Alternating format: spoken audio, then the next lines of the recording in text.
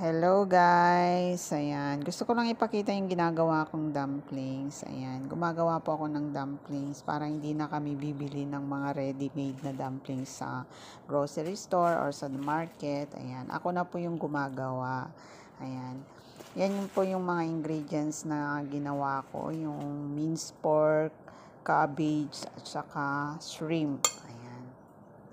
Tapos yung wrapper ng dumplings. Ayan. Yan yung binili ko sa market. Actually, yung wrapper ng dumplings, nung una, hindi ko yan makita-kita sa market kasi hindi naman nila display pala. Pag sinabi mo na bibili ka, saka lang sila kukuha. Sabi ko sa amo ko, hindi ko mahanap. Yung sabi niya, sabihin mo, soy cow pay. Ayan. Kaya pag bumili na ako, sabi ko, Yatkan soy cow pay, alam na nila yon. Isang kilo. Isang kilo ba yun yung Yatkan? Basta sabi ko, Yatkan, yun na yun. Ayun na nga guys.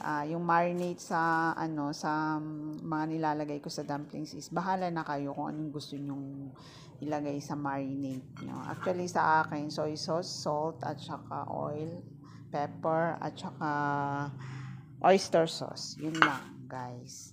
Masarap siya. Gustong-gusto nila yan. Kaya talagang gumagawa ako para hindi na kami bibili ng kasi iba yung pag ikaw gumawa, 'di ba? Ayan. Hindi po ako gumagamit ng gloves dito sa bahay pag gumagawa po ako ng mga ganyan. Wala po kaming plastic gloves. Usually, bare hands talaga ako. Hindi naman sila nagrereklamo, hindi naman sila maarte. So, sa amin naman yan, pagkain. Hindi naman yung pangbenta siguro na Kaya yun lang guys. Ayan, pinapakita ko lang kung paano ko gawin.